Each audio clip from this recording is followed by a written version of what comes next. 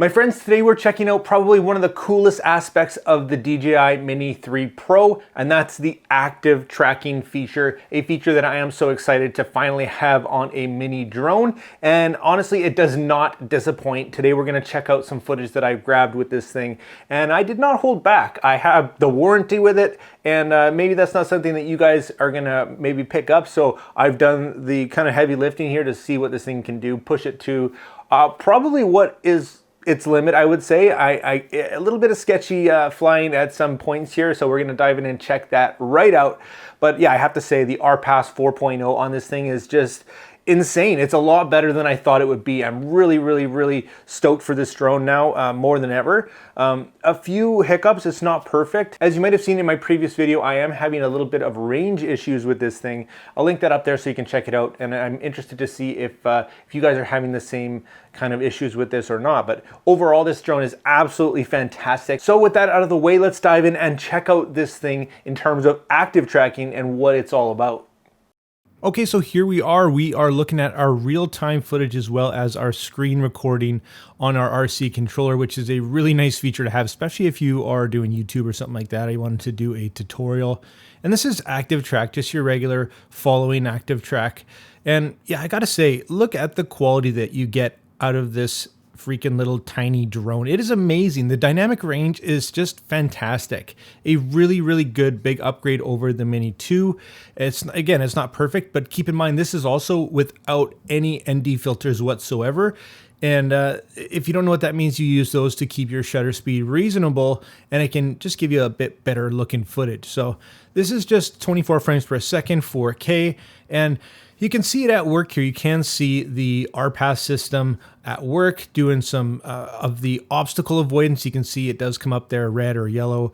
And I do get a little bit crazy here, but I'm just thrilled. And I don't even think I could honestly fly the drone as cinematically as this does and actually keep up. I'm really impressed with how it does keep up with your subject right here. Look at that, just picks the path and just commits and goes to it. And there's a couple hairy points here, and I think one's coming up right here. Right there, it says, well, okay, there might be a bit of a low-flying branch or something like that, and it catches it, which is fantastic. And yeah, I obviously speed away on the electric bike, but it does do a great job at keeping me in the frame and keep tracking me. And I really haven't had many instances other than pretty much user error where it does lose track of me. And one way to keep up with that is to wear contrasting clothing. Like you see here, I've got the red jacket on, and I find that something like that might just help, especially in low light or less than ideal light. If you do get into a really low light situation, you'll notice that the obstacle avoidance does turn off. So, and here we go, a few more examples of just it doing a really good job picking a path, keeping it relatively smooth. And I do notice that in terms of active track, you want to use it with faster moving subjects. With slower subjects, it can be a little bit jittery looking. So do keep that in mind. You want to keep it moving, and I think that's really what it's designed for. But again, great job here picking a line and sticking with it and still managing to keep the footage looking really good. Even with quick movements and unpredictable movements, it does just a fantastic job for me. So here's one look at that. And if you're really not impressed with that on this tiny little drone, well, I don't even know what to say, but for me, it's just fantastic.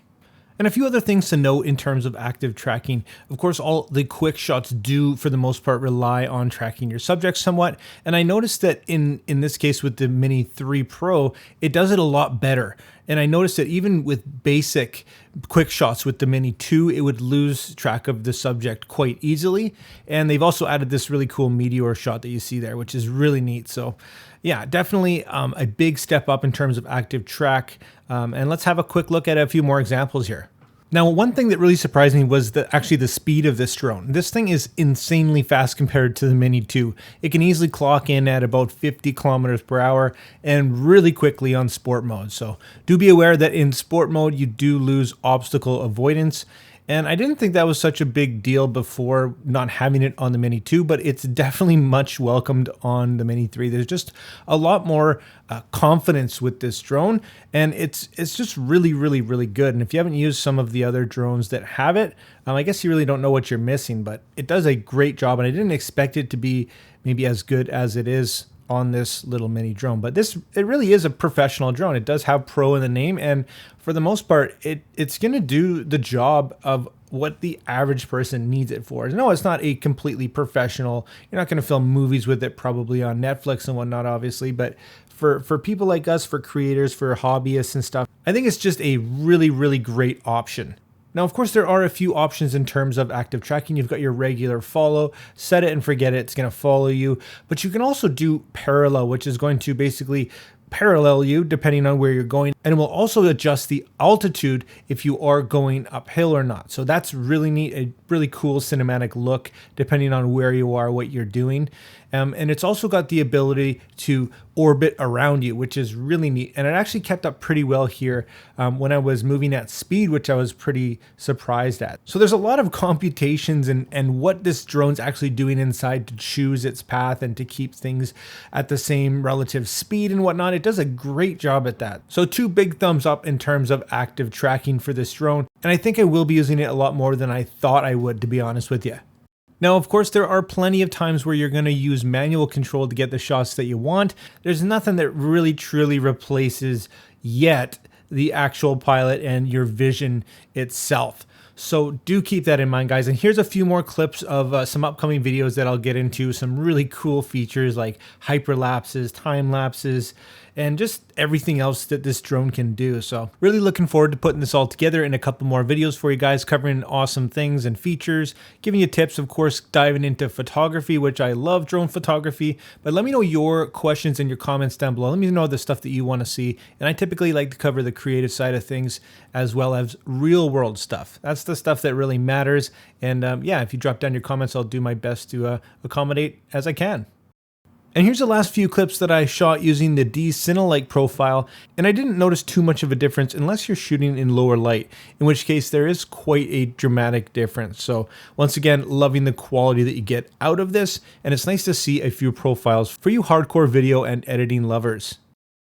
So there it is, guys. There's my thoughts on the active tracking, the RPAS 4.0 system. And yeah, it definitely does not disappoint. I'm really happy with this drone as a whole. Like I said, with just a couple little hiccups that could probably be fixed just with a firmware update. So I have been in touch with DJI regarding the range and whatnot. They are looking into it with some logs and whatnot that I sent them. So definitely, I still think that this is going to be a fantastic drone, and it is a fantastic drone. I'd completely recommend it at this point. And yeah, I did buy this with my own money, as most of the stuff on the channel. So if you do appreciate that and you like this type of review and overview and stuff, make sure you hit that like and subscribe button, guys. Join the community. And why don't we leave it at that, guys? If you did want to pick this drone up, if you're ready to pull the trigger, I will drop an affiliate link down below. And like always, make mistakes, be yourself, and get out there and take some more pictures. See you next time.